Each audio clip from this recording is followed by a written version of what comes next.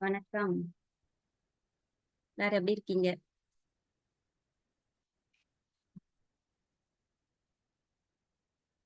எல்லாரும் நல்லா இருக்கீங்களா?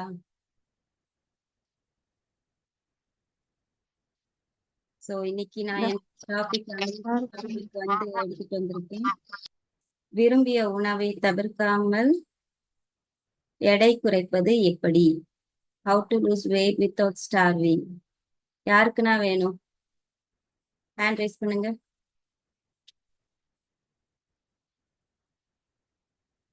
யாருக்குன்னா விரும்பிய உணவை தவிர்க்காமல் சாப்பிடணுங்கிறது தெரிஞ்சுக்கிடணும். யாருக்குமே வேண்டாமா? 18 பேர் இந்த கால்ல இருக்கும். 18 பேருக்கு வேண்டாமா?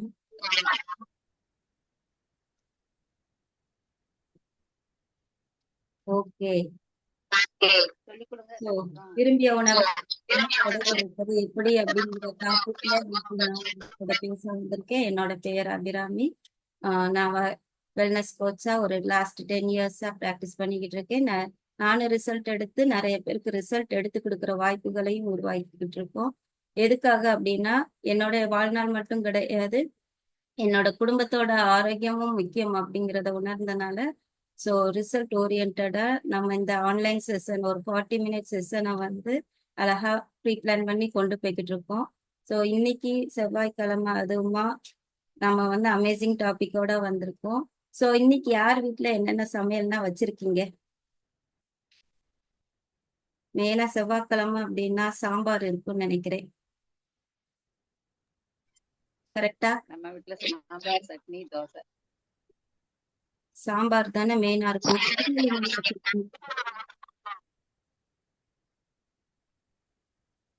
பொரியல் என்னென்ன வச்சிருக்கீங்க? இன்னும் வைக்கலையா? இனிமேதான் வைக்க போறீங்க. என்ன வைக்க போறீங்க? நாங்க காய்கறி பிரியாணி. காய்கறி பிரியாணி. இப்போ பிரியாணி சாப்பிட்டுக்கிட்டே குறைக்க முடியுமா? நிறைய பேர் கேட்பாங்க, வெயிட் லாஸ் பண்ணா பிரியாணினா சாப்பிடக்கூடாதுல அப்படின்னு கேட்பாங்க. அப்படியா? பிரியாணி சாப்பிட்டுக்கிட்டே வெயிட் குறைக்கலாமா? முடியாது. கத்து கொடுங்க. வாய்ப்பு இருக்கா? வாய்ப்பு இருக்கு. வாய்ப்பு இருக்கு. சூப்பர். பதில் சொன்ன உங்களுக்கு நன்றி. ஓகே. எப்படி நம்ம தவிர்க்காம எடை குறைக்கலாம், ஆரோக்கியமான வாழ்க்கை வாழலாம் அப்படிங்கிறத நான் இப்ப உங்களுக்கு சொல்றேன். ஓகே. அநேகமா எல்லாருமே அட்மிட் ஆயிருப்பாங்க. சோ சாப்பாடு எதுல வச்சு சாப்பிடுறோம்? சாப்பாடு எதுல வச்சு சாப்பிடுறோம்? என்னங்க இதுக்கு கூட பதில் சொல்ல முடிக்கீங்க? சாப்பாடு எதுல வச்சு சாப்பிடுறோம்? தட்டுல வச்சு தானே சாப்பிடுறோம். சோ சாப்பாடு எல்லாமே எதுனாலும் தட்டுல வச்சு தானே சாப்பிடுறோம். அப்ப தட்டை பார்த்து சாப்பிடணுமா, தட்டை பார்க்காம சாப்பிடணுமா? தட்டை பார்த்து தானே சாப்பிடணும். சோ தட்டுல என்ன பார்த்து தட்டை பார்த்து உணவு என்ன இருக்குன்னு பார்த்து சாப்பிடணும் மேடம். உணவு என்ன வச்சிருக்கோங்கிறத பார்த்து சாப்பிடணும். Super sir, super. சோ தட்டை பார்த்து உணவு அதுல என்னென்ன வச்சிருக்கோம்னு பார்த்து சாப்பிடணும். சோ சாப்பிட ஆரம்பிக்கும் முன்னாடி நம்ம அதை வந்து விசுவலைஸ்டு பண்ணணும். சோ இந்த உணவை நான் சாப்பிட்டேன்னா என்னோட வாழ்க்கை எப்படி இருக்கும், என்னோட ஆரோக்கியம் எப்படி இருக்கும் அப்படிங்கிற ஒரு விஷயத்த நான் விசுவலைஸ்டு பண்ணணும். நான் போட முடியாத ஒரு ட்ரெஸ் வச்சிருப்பேன், எனக்கு சேராத ஒரு ட்ரெஸ் வச்சிருப்பேன். இன்னைக்கு நான் தட்டுல வச்சிருக்க சாப்பாடு சாப்பிட்டேன்னா அடுத்து நான் இந்த உணவு சாப்பிட்றதுனால இந்த ட்ரெஸ்ஸை என்னால போட முடியுமா? ரெண்டே ஆப்ஷன் தான், முடியும் முடியாது. கரெக்ட் தானே? சோ அந்த மாதிரி நம்ம வந்து என்ன செய்யணும், விசுவலைஸ்டு பண்ணணும். எப்பவுமே ஒரு செயல் செய்ய போறோம் அப்படின்னா அங்க என்ன பண்ணணும், விசுவலைஸ்டு பண்ணணும். என்னைக்கு நம்ம விசுவலைஸ்டு பண்ண ஆரம்பிக்கமோ அது எந்த செயலா இருந்தாலும் அது சக்சஸ்ல தான் கொண்டு போய் வைக்கும். சோ விசுவலைசேஷன்ங்கிறது ரொம்ப முக்கியம். அந்த தட்டை பார்க்கும் போதே நமக்கு வந்து சந்தோஷத்தை உருவாக்கணும், மன மகிழ்ச்சியை வந்து உருவாக்கணும். வச்சோண்டா சாப்பிட்டோண்டா எந்திரிச்சோம் போனோம் அப்படிங்கிற மாதிரி இல்லாம என்ன வச்சிருக்கோம் கவனம் எடுத்து அதை வந்து ஒரு ஆழ் மனதோட கொண்டு வந்து அதை வந்து ஒரு நன்றி உணர்வோட நம்ம சாப்பிட ஆரம்பிக்கணும். நம்ம என்னைக்கு அதை செய்யறோமோ அன்னைக்கு நம்ம ஆரோக்கிய லைஃப் ஸ்டைல்ல வந்து இருக்க முடியும். அதான் தட்டுல வைக்கிற உணவு வந்து கரெக்டா வச்சிருக்கோமா அப்படின்னு கண் கொண்டு பார்த்து அதை எதுக்குள்ள கொண்டு செலுத்தணும்னு கேட்டீங்கன்னா நம்ம ஆழ் மனதுக்குள்ள கொண்டு செலுத்தணும். இதை செய்யறோமா?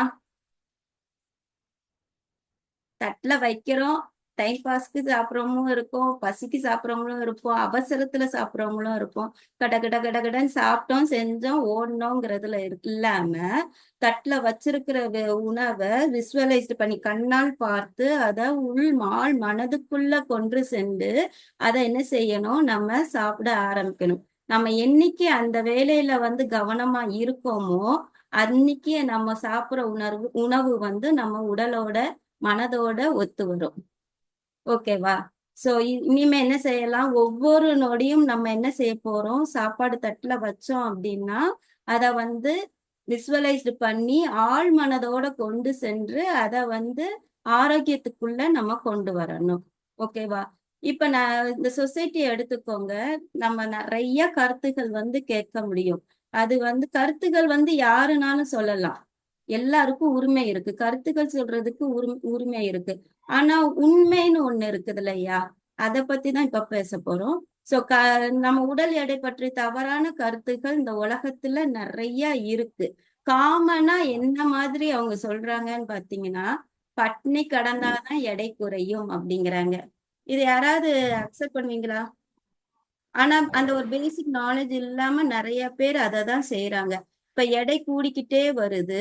அந்த எடை கூடும் போது அவங்க என்ன நினைக்கிறாங்க அப்படின்னா, ஒரு நேரம் சாப்பிடாம விட்டுட்டா நம்ம எடை குறையும் அப்படின்னு தவறான கருத்துக்குள்ள அவங்கள தன்னைத்தானே வந்து செலுத்திக்கிறாங்க. ஆக்சுவலா நம்ம பட்னி கிடந்தோம் அப்படின்னா இன்னும் வெயிட் கூடும். இது வந்து விழிப்புணர்வா நம்ம ஆரோக்கிய பயிற்றுனர்களா நம்ம தான் சொல்லி கொடுக்க வேண்டியிருக்கு, சொல்லி கொடுக்கணும். அப்படின்னாதான் ஆரோக்கியத்துக்குள்ள அவங்கள கொண்டு வர முடியும். முதல் தவறான கருத்தே இதான், பட்னி கடந்தா எடை குறையும். அது வந்து முற்றிலும் தவறானது. அதுக்கப்புறம் கொழுப்புகள் நிறைந்த உணவு சாப்பிட்டா எடை கூடும் அப்படிம்பாங்க. அதாவது எல்லாத்துலயுமே நல்ல விஷயம் ஒண்ணு இருக்கு, கெட்ட விஷயம்னு ஒண்ணு இருக்கு. அதாவது கொழுப்புங்கிறது பொதுவான வார்த்தை, நல்ல கொழுப்பு கெட்ட கொழுப்பு அப்படின்னு இருக்கு. அதாவது நல்ல கொழுப்புங்கிறது ஒமேகா 3. இந்த நல்ல கொழுப்பை வந்து நம்ம ரெகுலர் பேசிஸ்ல எடுக்கும் போது உடல்ல உள்ள கெட்ட கொழுப்பு அளவு வந்து குறைஞ்சுக்கிட்டே வரும். ஆனா அது தெரியாம நிறைய நபர்கள் என்ன செய்வாங்க அப்படின்னா, நான்வெஜ்ஜை வந்து முற்றிலும் தவிர்த்துருவாங்க. மீன், முட்டை இந்த மாதிரி ஐட்டங்கள் எல்லாத்தையுமே முற்றிலும் தவிர்த்துருவாங்க. ஏன் அப்படின்னா அது கொழுப்பு சார்ந்த உணவு அப்படிம்பாங்க. ஆனா அங்கதான் நம்ம என்ன தப்பு பண்றோம் அப்படின்னா, மீன் நல்ல உணவு தான், ஆனா அதை என்ன செய்யறோம், குழம்பா வச்சா பிடிக்காதே நமக்கு தான். இன்னைக்கு நல்ல உணவு யாருக்கு பிடிச்சிருக்கு? அத என்ன செய்யறோம், எண்ணெயில ஒமேகா 6 அப்படிங்கிற கெட்ட கொழுப்புத்தன்மை உள்ள எண்ணெயில பொரிக்கிறோம். பொரிச்சு முறுமுறுன்னு மீன் roast, chicken roast, mutton roast அத வாங்கி நல்லா இருக்கு அப்படின்னு சொல்லிக்கிடுவோம். அப்போ நல்ல கொழுப்பை நம்ம எடுத்தால் உடல் ஆரோக்கியத்தோட இருக்க முடியும். ஆனா கொழுப்பே முற்றிலும் தவறானது, எடை கூடு அது தவறானது அப்படிங்கிறத வந்து நம்ம என்ன செய்யணும், மாற்றி அமைச்சுதான் ஆகணும். ஓகேவா? அடுத்து கார்போஹைட்ரேட்களை முற்றிலும் தவிர்க்க வேண்டும் அப்படின்னு நிறைய பேர் சொல்லுவாங்க. சோறு சாப்பிடாதீங்க, சோறு சாப்பிடாம இருந்தீங்கனாலே வெயிட் குறையும் அப்படிம்பாங்க. அது ரொம்ப ரொம்ப மெத்து போய் ஒரு தவறான கருத்து. நிறைய டயட் இருக்கு, பேலியோ டயட்னு இருக்கு, வாட்டர் தெரப்பின்னு இருக்கு. அதுலன்னா என்ன செஞ்சிடறாங்க, கார்போஹைட்ரேட்டை முற்றிலும் தவிர்க்க வச்சிருவாங்க. ஆக்சுவலா நம்ம உடம்புக்கு எல்லா சத்துக்களும் தேவை. எல்லா சத்துக்களையும் நம்ம கொடுக்கும் போதுதான் உடல் எடை குறைக்கவே நம்மளால முடியும். ஒண்ணு அதிகமா கொடுத்து ஒன்ன கம்மியா கொடுத்தாலே அங்க வேலை பார்க்காது. இதுல மொத்தத்துக்கும் கார்போஹைட்ரேட்டை நம்ம தவிர்த்துட்டோம் அப்படின்னா அங்க எப்படி வேலை நடக்கும்? சரிதானே? அப்போ அந்த பேலியோ டயட்ல என்ன செய்வாங்க, சிக்கன் இவ்வளோ ஒரு 1/2 கிலோ சிக்கன், 1 கிலோ சிக்கன் அப்படின்னு ஒரே நேரமா வச்சு சாப்பிடணும் அப்படிம்பாங்க. அங்க என்ன கிடைக்குது, புரோட்டீன் கிடைக்குது. கரெக்ட் தானே? அடுத்து நிறைய பேர் வீட்டுல பாருங்க, டெய்லி பேசிஸ்ல வெயிட்டை குறைக்கணும் கீரை சாப்பிடுவாங்க. கீரை வந்து ஃபைபர், ஒரு சத்துக்கு நம்ம முக்கியத்துவம் கொடுத்து இன்னொரு சத்தை வந்து இழக்கக்கூடாது. இந்த கார்போஹைட்ரேட்டுங்கிறது வண்டிக்கு ஊத்துற பெட்ரோல் மாதிரி. இந்த வண்டிங்கிறது நம்மளோட உடல், பெட்ரோலுங்கிறது நம்ம சாப்பிடக்கூடிய கார்போஹைட்ரேட். ஓகேவா? அந்த கார்போஹைட்ரேட் தான் நம்ம உடல்ல எனர்ஜியா கன்வெர்ட் ஆகி நம்மள காலையில இருந்து இரவு வரைக்கும் வேலை பார்க்க வைக்கும். அந்த கார்போஹைட்ரேட்டே கொடுக்கலன்னா நம்ம உடம்பு எப்படி கரெக்டான பேசிஸ்ல இருக்கும்? அதனால கார்போஹைட்ரேட் முற்றிலும் தான் தவிர்க்க கூடாது. தேவையான அளவு கரெக்டான அளவா ஒரு 40% நம்ம எடுத்துக்கிடணும். ஓகேவா? அடுத்து 4வது வந்து உடற்பயிற்சி செய்தால் எவ்வளவு வேண்டுனாலும் சாப்பிடலாம். நான் உடற்பயிற்சி செய்யறேன் அப்படின்னா நான் எவ்வளவு நாளும் நான் சாப்பிட்டுக்கலாம் அப்படிங்கிற ஒரு தவறான கருத்து இருக்கு. நிறைய பேர் சொல்லுவாங்க, நான் ஜிம்ல 1 மணி நேரம் ஒர்க் அவுட் பண்ணேன், 2 மணி நேரம் ஒர்க் அவுட் பண்ணேன், முழுக்க முழுக்க நான் ஜிம்லயே தான் கிடக்கிறேன் அப்படிம்பாங்க. நல்லா ஒர்க் அவுட் பண்ணும் போது அங்க என்ன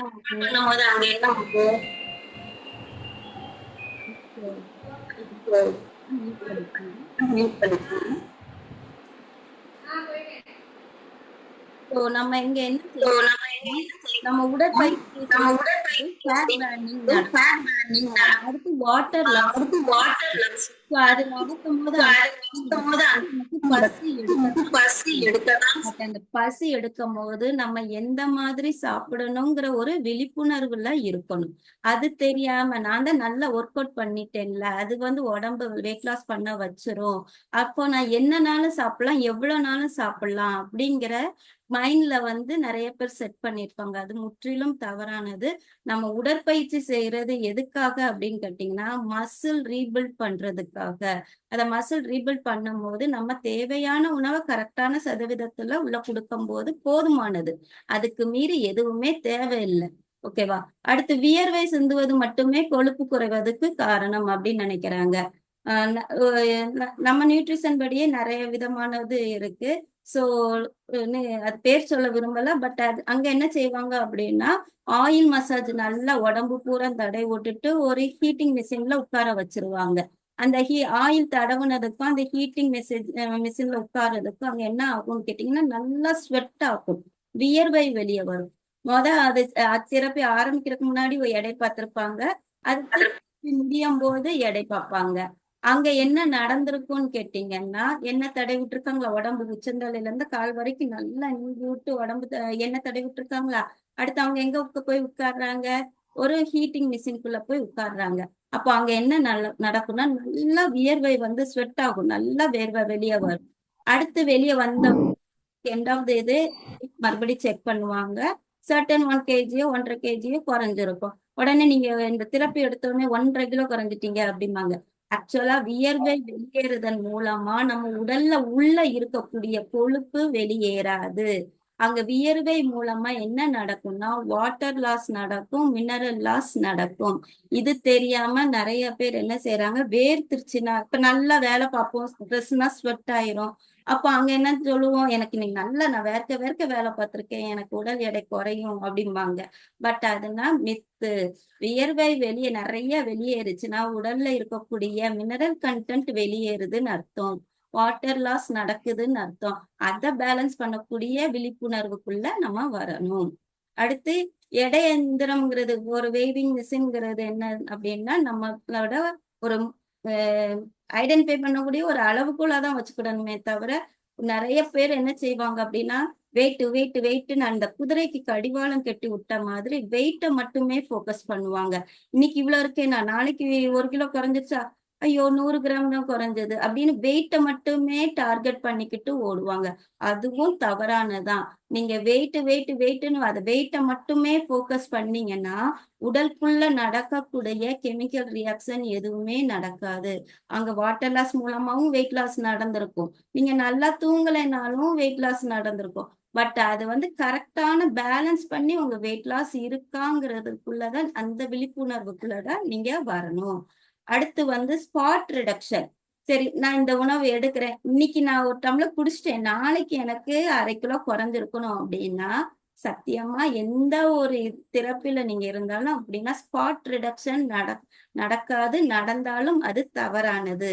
ஏன்னா உடல்ல வந்து ரியாக்ட் ஆகுறதுக்கு நமக்கு 24 ஹவர்ஸ்ல இருந்து 48 ஹவர்ஸ்ல இருந்து 72 ஹவர்ஸ்ல இருந்து டைம் எடுக்கும், நம்ம உள்ள கொடுக்கக்கூடிய உணவை பொறுத்தம். அதை வச்சு அந்த டைமிங் வந்து கண்டிப்பா எடுக்கும். நான் இன்னைக்கு இதை குடிச்சிட்டேன் அதனால நாளைக்கு எனக்கு 1 கிலோ குறையணும் அப்படின்னா குறையாது. அது எல்லாமே நம்மளோட எதிர்பார்ப்புகள். எதிர்பார்ப்புகளுக்குன்னா உடம்பு என்ன செய்யாது, ஒத்துழைப்பு கொடுக்காது. அதையும் மீறின ஒரு லைஃப் ஸ்டைல தான் நம்ம என்ன செய்யணும், ஆரோக்கியம் அப்படிங்கிறதுக்குள்ள கொண்டு வரணும். அப்புறம் எடை குறைக்கிறது உணவுகள் வந்து டயட் ஃபுட்ஸ் வந்து அனைத்தும் ஆரோக்கியமானவை அப்படின்னு நிறைய பேர் சொல்லுவாங்க. ஆனா வெயிட் லாஸ்ன்னு வரும்போது டயட் ஃபுட் வந்து ரொம்ப முக்கியம்தான், ஆரோக்கியம் தான், இல்லைன்னு சொல்ல மாட்டோம். ஆனா ஒவ்வொருத்தருக்கும் ஒவ்வொரு ஃபுட் ரிலேட்டட் வந்து காம்போ வந்து அவங்க பர்சனலைஸ் பண்ணி எடுக்கும் போதுதான் ரிசல்ட் வரும். இப்ப நான் வெயிட் லாஸுக்கு வரேன், வந்துட்டு நீங்க லிக்விடா தானே குடுக்குறீங்க, அப்போ நான் சத்து மாவு சாப்பிட்றேன் அப்படின்னு சொல்லி ஒரு 50 வகை தானியத்தை சேர்த்து வறுத்து திரிச்சு அது சத்து மாவு கிண்டி சாப்பிட்டேன்னா அங்க அது டயட்டா என்னது?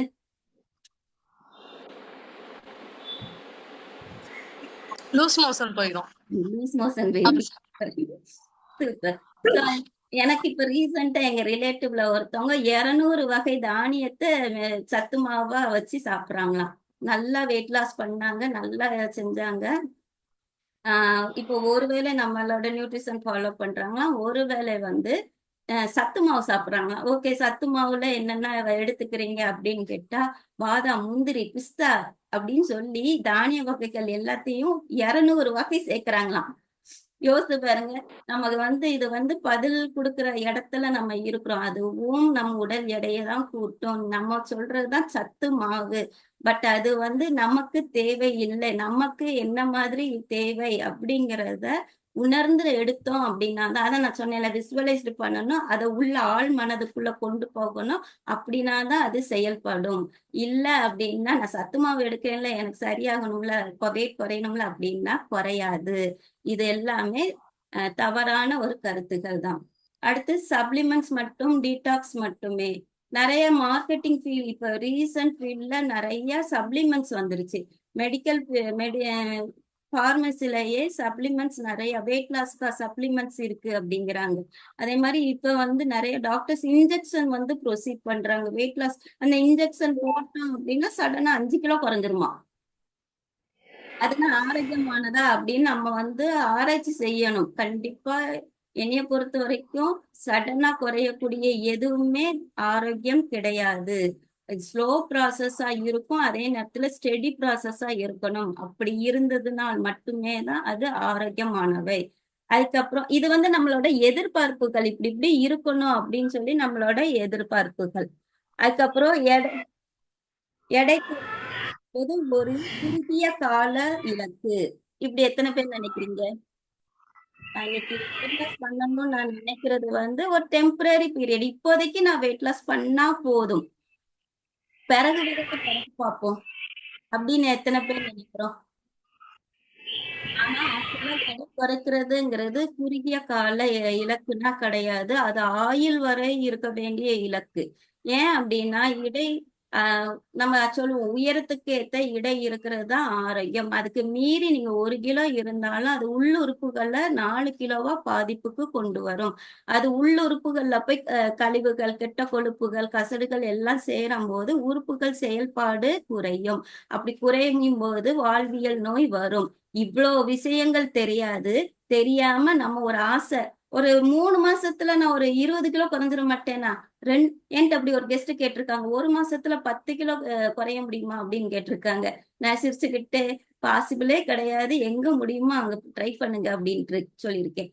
ஏன்னா 1 மாசத்துல 30 நாள்ல 10 கிலோ குறைஞ்சாங்க அப்படின்னா அது ஆரோக்கியமா ஆரோக்கியம் இல்லையாதுதான் அப்படின்னு நம்ம தான் முடிவு எடுக்கணும்.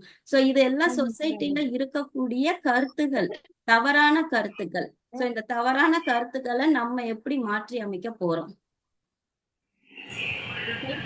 இன்னொரு சைடு நம்ம தெரியணும் இல்லையா? பட்டினி இல்லாத 5 கோல்டன் ரூல்ஸ் தெரிஞ்சுக்கலாமா? தெரிஞ்சுக்கலாங்கிறவங்கன்னா எஸ் போடுங்க.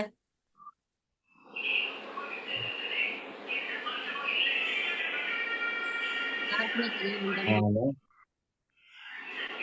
Super super. So 5 golden rules, நம்ம பிளேட்டை பத்தி ஒரு 5 கோல்டன் ரூல்ஸ் தெரிஞ்சுக்கிட்டோம் அப்படின்னா வாத்து தங்க முட்டை போட்ட மாதிரி தான். யாருக்குன்னா வாத்து தங்க முட்டை போடுறது பிடிக்கும்? எல்லாருக்குமே பிடிக்கும் அப்படிதானே? அப்போ நம்ம பிளேட்ல வைக்கக்கூடிய உணவு வந்து ஒவ்வொன்றுக்கும் ஒரு பர்பஸ் இருக்குன்னு நினைக்கணும். நம்ம இன்னைக்கு நான் என் தட்டுல சாதம் வைக்கிறேன் அப்படின்னா அதுக்கு ஒரு பர்பஸ் இருக்கணும். நான் ஒரு குழம்பு வச்சு காய்கறி வைக்கிறேன்னா அதுக்குரிய பர்பஸ் இருக்குன்னு நான் நினைக்கணும். சோ அதை என்னோட கண்ணு கொண்டு பார்க்கணும், என்னோட சென்ஸ் தான் நான் கொண்டு போகணும் உள்ள. சோ அந்த பிளேவர் அது வந்து டேஸ்ட வந்து அந்த ஸ்மெல்ல வந்து நான் இது பண்ணணும், சுவாசிக்கணும். வந்து என் மூளையில எடுத்து இது உனக்கு தேவையான உணவு தான், நம்ம ஆரோக்கியத்துக்கு இது உகந்த உணவு அப்படிங்கிறத வந்து நம்ம பர்பஸபிளா மாற்றணும். ஒண்ணு. ரெண்டாவது பேலன்ஸ் பண்ண கத்துக்கிடணும். அந்த பேலன்ஸ் பண்ண கத்துக்கிடாத பட்சத்துலதான் நம்ம ஒரு மேரேஜ் ஃபங்க்ஷன் வீட்டுக்கு போறோம், ஒரு குலோப் ஜாமுன் வைப்பாங்க, எத்தனை பேர் 2 வைங்க 3 வைங்கன்னு கேட்டிருக்கோம். நம்ம வந்து டேஸ்டுக்கு அடிமையாயிட்டு அந்த டேஸ்ட வந்து என்ன செய்யறோம், பார்த்த உடனே இன்னும் வேணும் அப்படின்னு சொல்லி நம்ம கேட்கிறோம். பட் அந்த பேலன்ஸ் பண்ண கத்துக்கிட்டோம் அப்படின்னா அங்க வந்து 7 விதமான கலர்கள் உள்ள உணவை நம்ம எடுத்துக்கிடுவோம். போர்ஷன் கண்ட்ரோல் சொல்லுவோம் இல்லையா, அந்த இதுக்குள்ள நம்ம வருவோம். அதாவது கார்போஹைட்ரேட் இருக்கும், புரோட்டீன் புரத சத்து நிறைந்த உணவு இருக்கும், நார்சத்து நிறைந்த உணவு இருக்கும், நல்ல கொழுப்பு தன்மை உள்ள உணவு இருக்கும். சோ இதெல்லாம் நம்ம பேலன்ஸ் பண்ணி நம்ம பிளேட்டை வச்சுக்கிட்டோம் அப்படின்னா கண் கொண்டு பாக்குறோம், மூக்கொண்டு அந்த ஸ்மெல்ல தோழிய அடிக்கும் போது நல்லா அந்த தொழிலை இருப்பாங்க, அந்த மாதிரி நான் இங்க மசாஜ் பண்ண மியூட் போட்டுக்கோங்க. அந்த ஸ்மெல் வந்து நல்லா உள்ள எடுக்கிறோம், அதுக்கப்புறம் நாக்கு கொண்டு நம்ம அந்த டேஸ்ட வந்து இது பண்றோம், பல்ல வச்சு நல்லா மெதுவா நொறுங்க சாப்பிடுறோம். சோ இத செஞ்சோம் அப்படின்னா நம்ம எடை கூடாமல் பாதுகாத்துக்கலாம். அதுக்கப்புறம் use the right portion and plate size. Plate சைஸ்ன்னு தான் எனக்கு ஞாபகம் வருது. ஆக்சுவலா நாங்க இந்த உணவு பழக்கத்துக்குள்ள வரதுக்கு முன்னாடி என்னோட ஹஸ்பண்ட் வந்து மத்தியானம் பிளேட் வந்து நல்லா பெரிய பிளேட்டா இருக்கும். பிளேட் நிறைய சாதம் வைப்பாங்க, அதுல ஒரு புளி போட்டு அதுல குழம்ப ஊத்துவாங்க. நம்ம அதுன்னா அப்படி சாப்பிட்டாதான் நம்ம நல்லா இருக்கோம், நம்ம வயிறு நிறைய சாப்பிட்டுருக்கோம், திடகாத்தமா இருக்கோம் அப்படிங்கிறதுனா மித்து. ஆக்சுவலா நம்ம பிளேட் சைஸ் வந்து மீடியம் சைஸா வச்சுக்கிட்டு நம்ம சொன்ன மாதிரி 40% கார்போஹைட்ரேட், அடுத்து புரத சத்து, அடுத்து ஒரு 25-35% ஃபைபரு, நல்ல கொழுப்பு தன்மை, இதெல்லாம் நான் பேலன்ஸ் பண்ணி கொண்டு வந்தேன் அப்படின்னா தான் எனக்கு வயிறு வந்து ஃபுல்ஃபில்டா இருக்கும், லாங் லாஸ்டிங்கா என்னோட பசி தாங்கும். அதுக்கப்புறம் பாத்தீங்க அப்படின்னா அதாவது அள்ளி அடிச்சு சாப்பிட மாட்டோம், தேவைக்கு கரெக்டா நல்ல தட்டை பார்த்து கவனம் எடுத்து சாப்பிடுவோம். ஓகேவா? அடுத்து ஹைலைட் தி மெயின் இன்கிரீடியன்ட். முக்கியமான இன்கிரீடியன்ட்டை நம்ம ஹைலைட் பண்ணணுமா, அதாவது நல்லா ஒரு கலர்ஃபுல்லா வச்சு நான் சொன்ன சத்துக்களை அடிப்படையா வச்சு ஹைலைட் பண்ணி நம்ம சாப்பிடணும். அடுத்து think of flow and focal point. ஆக்சுவலா நிறைய பேர் செய்யற தப்பு என்ன அப்படின்னா சாப்பிடும் போதுதான் போன் பேசுவாங்க, சாப்பிடும் போதுதான் போன் ரீல்ஸ் பார்ப்பாங்க, சாப்பிடும் போதுதான் டிவி பார்ப்பாங்க. எத்தனை பேர் கீழே உட்கார்ந்து கால் சம்மணக்கால் போட்டு தட்டை பார்த்து சாப்பிடுறோம்? நிறைய மாறி போச்சு.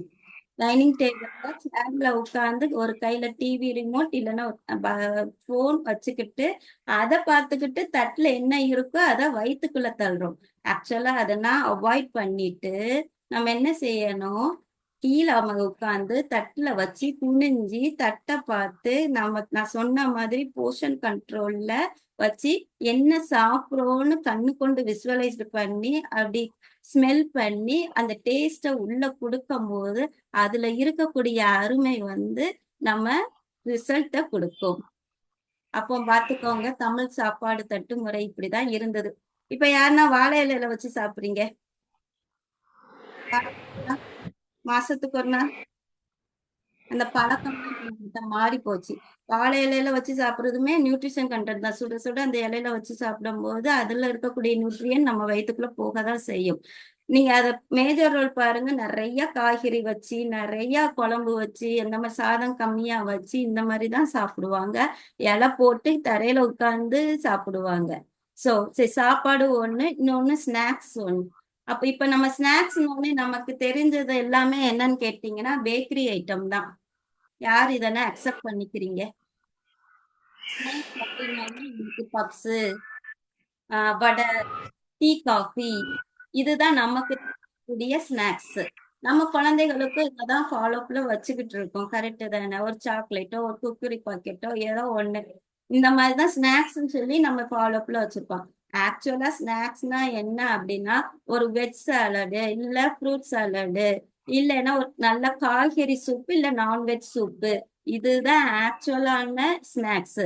இந்த ஸ்நாக்ஸ்னா நம்ம இப்ப என்ன செஞ்சுட்டோம், அப்படியே கம்ப்ளீட்டா தவிர்த்துட்டோம். இப்ப சூப் குடிப்போம் அப்படின்னா எத்தனை வீட்டுல அதை ஃபாலோப்ல வைப்போம்? ஃப்ரூட்ஸ் வந்து எடுப்போம், மைன்யூட்டா எடுப்போம், ஒரு ஆப்பிள கட் பண்ணி 4 பேர் சாப்பிடுவோம். வெஜ் சாலட் வந்து மேஜர் ரோல்ல இப்ப நிறைய பேர் நம்ம அப்படியே ஒமிட் பண்ணிட்டோம். ஆக்சுவலா இந்த ஸ்நாக்ஸ் ஐடியாஸ்குள்ள நம்ம வந்தோம் அப்படின்னா நமக்கு வெயிட் திரும்ப போடாது. நம்ம எல்லாமே சாப்பிட்டுக்கிட்டே வெயிட்ட குறைக்க முடியும். ஓகே, உணவை பத்தி எப்படின்னா சாப்பிடணும். சோ இதோட மித்து என்ன இருக்கு, அதை எப்படி நம்ம ஒரிஜினாலிட்டியா மாத்தி அமைக்கணும், அப்ப என்ன செய்யணுங்கிறத நான் பேசிட்டேன். இப்ப என்ன அப்படின்னா நல்லா சாப்பிட்டா பிறகு என்ன செய்யணும், கண்டிப்பான முறையில உடம்ப ரிலாக்ஸ் பண்ணணும். ஒரு 30 மினிட்ஸ் ஒரு மைல்டான ஒர்க் அவுட்டோ வாக்கிங்கோ ஒரு ரிலாக்ஸேஷன் கண்டிப்பான முறையில பண்ணிதான் ஆகணும். பண்ணாத பட்சத்துல வெயிட் வந்து கூட தான் செய்யும். நிறைய பேர் சாப்பிட்டு உண்ட மயக்கம் அப்படின்னு சொல்லிட்டு படுத்துருவோம். சோ அதெல்லாம் செஞ்சோம் அப்படின்னா கண்டிப்பா உடம்புல வெயிட் போட தான் செய்யும். சாப்பிட்டு கண்டிப்பா ஒரு 30 நிமிஷத்துக்கு மைல்டான ஒரு வாக்கிங் ஒரு மைல்டான எக்ஸசைஸ் வந்து பண்ணதான் செய்யணும். ஓகே, அப்போ நம்ம வெயிட் மறுபடியும் கூட கூடாது அப்படின்னா அடுத்த ஒரு இது என்னன்னு கேட்டீங்கன்னா தூக்கம். அளவுக்கு அதிகமாக இரவு விழித்திருந்தாலும் சரியான நேரத்தில் தூங்கினால் உடலும் மனமும் ஆரோக்கியமாக இருக்கும். சோ தூக்கங்கிறது ரொம்ப அடிப்படையானது. அந்த மதியம் தூக்கத்தை தவிர்த்துட்டு இரவு உறக்கம் 7 to 8 மணி நேரம் உறக்கம், ஆழ்ந்த உறக்கம் வந்து இருக்கணும். அப்ப படுக்க போறதுக்கு முன்னாடி நம்ம என்ன செய்யணும் அப்படின்னா ஒரு கிராட்டிடியூடோட இருக்கணும். சோ அந்த ஒரு நன்றி உணர்வை சொல்லிட்டு நம்ம படுக்க போறோம் அப்படின்னா அன்னைக்கு மனநிலை எந்த ஒரு சிச்சுவேஷனா இருந்தாலும் ஒரு மன நிம்மதிக்குள்ள வரும், மன அழுத்தம் குறையும். மன அழுத்தம் குறையும் போதே நம்ம ஆரோக்கியத்துக்குள்ள வர முடியும். ஓகே, நம்ம ஒரு பழக்கத்தை கொண்டு வரணும் அப்படின்னா முதல் 7 நாட்கள் அது செஞ்சு பார்க்கணுமா. நமக்கு அந்த 7 நாள் 21 நாள் கடினமான நாளாதான் அமையும். அந்த 21 நாள் பழக்கத்தை கொண்டு வந்துட்டோம் அப்படின்னா அது வழக்கமா மாறும். சோ முதல் 7 நாள் நம்ம என்ன செய்யணும், தண்ணி நல்லா குடிக்கணும். 3 to 4 லிட்டர் தண்ணி, யாரா இருந்தாலும் பரவாயில்ல, 3 to 4 லிட்டர் தண்ணி கண்டிப்பான முறையில ஒரு நாளைக்கு எடுத்துக்கிடணும். அடுத்து எதை கட் டவுன் பண்ணணும்னு பாத்தீங்கன்னா ஒயிட் கலர் ஐட்டம்ஸ் எல்லாத்தையுமே நம்ம என்ன செய்யணும், கட் டவுன் பண்ணணும். அதாவது எக்ஸாம்பிளுக்கு மைதா, சுகரு, இந்த பேக்கரி ஐட்டம் இந்த மாதிரி ஐட்டங்களை வந்து கட் டவுன் பண்ணியே ஆகணும். அடுத்து எதை கட் டவுன் பண்ணணும்னு கேட்டீங்கன்னா சாஃப்ட் ட்ரிங்க்ஸ், அந்த கேன்ல அடைச்சு வரும் இல்லையா சுகர் ட்ரிங்க்ஸ், இப்ப நிறைய பேர் ஜூஸ்ன்னு சொல்லி பழரசம் அதெல்லாம் குடிக்கிறோம். அதுலதான் பழம் இருக்குதுல அப்படின்னு நினைப்போம். பழத்தோட சேர்த்து என்ன போடுறாங்க, சீனி தானே போடுறாங்க. அப்ப அதெல்லாம் கட் பண்ணி தான் ஆகணும். சாஃப்ட் ஐட்டம்ஸ், பேக்கரி ஐட்டம்லன்னா கேக், எல்லாமே நமக்கு எல்லாமே சுகர் சுகர் சுகர் தான், சுகரும் மைதாவும் தான். சோ இந்த மாதிரி ஐட்டங்கள் எல்லாத்தையுமே நம்ம கட் டவுன் பண்ணி தான் ஆகணும். அடுத்து ஆயில் ஐட்டமை கட் டவுன் பண்ணி தான் ஆகணும். எதுக்காக அப்படின்னா நம்ம வந்து கொழுப்பு வந்து நல்லதுன்னு முதமே சொல்லிட்டேன். அதாவது நல்ல கொழுப்பு omega-3 நல்லதுன்னு சொல்லிட்டேன். ஆனா வீட்டுல பயன்படுத்துற நல்லெண்ணெய், தேங்காய் எண்ணெய், சமையலுக்கு பயன்படுத்துறோம் இல்லையா, இது எல்லாமே என்னன்னு கேட்டீங்கன்னா omega-6 தான், கெட்ட கொழுப்பு தான். சோ அது அளவா அப்படியே கம்மி பண்ணி எந்த அளவுக்கு தேவையோ அந்த அளவுக்கு சுருக்கிட்டோம் அப்படின்னாலே உடல் ஆரோக்கியத்துக்கு. அடுத்து இரவு 7 மணிக்கு மேல சாப்பிடுறத முற்றிலும் நிறுத்திடணும். தவிர்க்கணும்னு சொல்ல மாட்டேன், நிறுத்திடணும். என்னைக்கு நம்ம 7 மணிக்கு முன்னாடி சூரிய அஸ்தமனம் ஆகும்போது முன்னாடி நம்ம சாப்பிட்டு நிறுத்துறோமோ அன்னைக்கு நம்ம ஆரோக்கியத்துக்குள்ள வர முடியும். கண்டிப்பான முறையில நம்ம ஃபாலோ பண்ணும்போது ஒர்க் அவுட் வந்து கண்டிப்பா கொடுத்தே ஆகணும். கொடுத்தாலும் அத வந்து எரிச்சு வெளியே தள்ளுறதுக்கு நம்ம உடம்புக்கு ஒர்க் அவுட்ங்கிறது ரொம்ப முக்கியம். உணவு முறை 80% இருந்தா ஒர்க் அவுட் வந்து 20%. அடுத்து என்னன்னு கேட்டீங்கன்னா பீஸ்ஃபுல் லைஃப் ஸ்டைல்ல இருக்கணும். எந்த ஒரு சிச்சுவேஷன்லயும் ஒரு நிம்மதியான மனநிலை உருவாக்கக்கூடிய சிச்சுவேஷனை நம்ம தான் கிரியேட் பண்ணணும். நமக்காக மத்தவங்க கிரியேட் பண்ணினா தர மாட்டாங்க. என் சூழல் வந்து நேரத்துக்கு நேரம் நிமிஷத்துக்கு நிமிஷம் மாறதான் செய்யும். பட் அந்த நேரத்திலயும் நம்ம எப்படி மனநிலையோட இருக்கிறோங்கிறது தான் பாயிண்ட். அப்ப அந்த இடத்துல நம்ம எப்படி இருக்கணும்? நன்றி உணர்வோட இருக்கணும். என்ன நடந்தாலும் பரவாயில்ல, அது ஒரு கிராட்டிடியூடோட ஒரு இதோட நன்றி உணர்வோட இருந்தோம் அப்படின்னாலே அந்த இடத்துல நமக்கு சிச்சுவேஷன் பாசிட்டிவா மாறி அமையும்.